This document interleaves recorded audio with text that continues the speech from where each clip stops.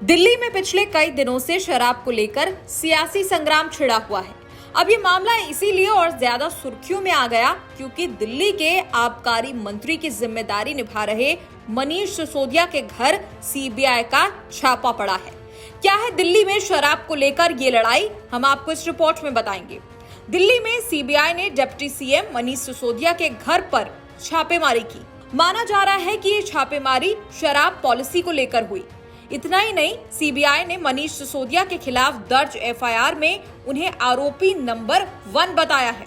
दरअसल एलजी विनय कुमार सक्सेना ने पिछले दिनों दिल्ली सरकार की नई आबकारी नीति पर सवाल खड़े करते हुए इसकी जांच की सिफारिश सीबीआई को सौंपी थी, जिसके बाद ये एक्शन हुआ।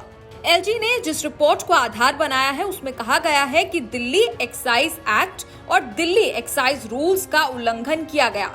इसके अलावा शराब कारोबारियों की लाइसेंस फीस भी माफ की गई। इससे सरकार को 144 करोड़ रुपए के रेवेन्यू का नुकसान हुआ। रिपोर्ट में आबकारी मंत्री की जिम्मेदारी भी निभा रहे डिप्टी सीएम मनीष सिसोदिया पर आरोप लगाया गया कि उन्होंने वैधानिक प्रावधानों और आबकारी नीति का उल्लंघन किया। इसी को लेकर सीबीआई ने छापेमारी की है। दिल्ली की नई आबकारी नीति की बात करें तो पिछले साल इसे लागू किया गया था, जिसके मुताबिक दिल्ली को 32 जोन में बांटा गया था। इस नीति के बाद 100% दुकानें निजी हाथों में चली गई थी। इससे पहले 60% दुकानें सरकारी और 40% निजी हाथों में थी। लेकिन 100% निजीकरण पर सवाल उठे तो सरकार ने फिर हाल ही में फैसला पलट दिया।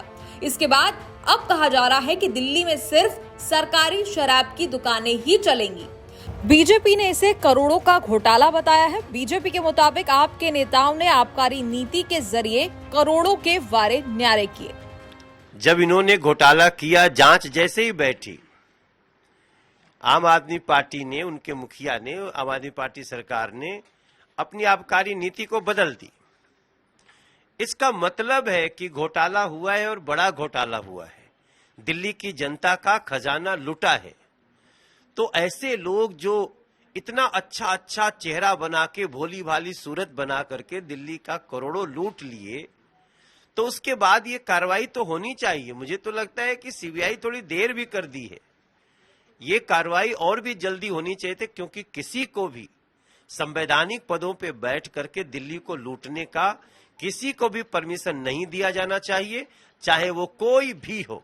और मुझे लगता है कि जिस प्रकार से ये लोग आबकारी नीति को बदले, जांच शुरू होने के बाद, दाल में बहुत कुछ काला है जिसका हिसाब किताब होना ही चाहिए। इस सीबीआई रेड को आम आदमी पार्टी ने निराधार बताया है। आम आदमी पार्टी के नेता इस मामले को लेकर क्या कह रहे हैं, जरा सुनिए। मनीष सिसोदिया जी के घर पे पहले भी आपने सीबीआई का छापा मारा, क्या निकला उसमें कोई जवाब देगा? 400 फाइलों की सुंगलू कमेटी ने जांच की, बाद में क्लीन चिट दे दिया, क्या निकला कोई बताएगा? 40-40 विधायकों को पकड़ के जेल में डाला, कोई कार्रवाई की? उन पर कुछ साबित हो पाया? मामले को लेकर मनीष सिसोदिया ने ट्वीट करते हुए कहा, सीबीआई आई है, उनका स्वागत है। हम कट्टर ईमानदार हैं, लाखों बच्चों का भविष्य बना रहे हैं। बहुत ही दुर्भाग्यपूर्ण है कि हमारे देश में जो अच्छा काम करता है उसे इसी तरह परेशान किया जाता है। इसीलिए हमारा देश अभी तक नंबर 1 नहीं बन पाया। दरअसल दिल्ली सरकार पर जो आरोप लग रहे हैं उसकी सीबीआई जांच की जा रही है।